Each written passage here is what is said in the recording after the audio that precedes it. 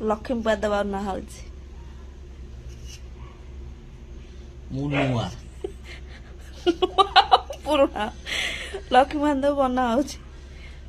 ମା ଜମା ତାକୁ ପଇସା ଦବନି, ମତେ ଦେଇଦବ, ମୁଁ ତାକୁ ଟଙ୍କା 8 ଟଙ୍କା କରିକି ଦେବି। ଆଜି ଆମ ଘରର ଲକ୍ଷ୍ମୀ ମୋ ପତିଦେବ। ଆଜି ଗୁରୁବାର ସାରା ସିଏ କରିଛନ୍ତି। ତାଙ୍କର ଲକ୍ଷ୍ମୀପାଦ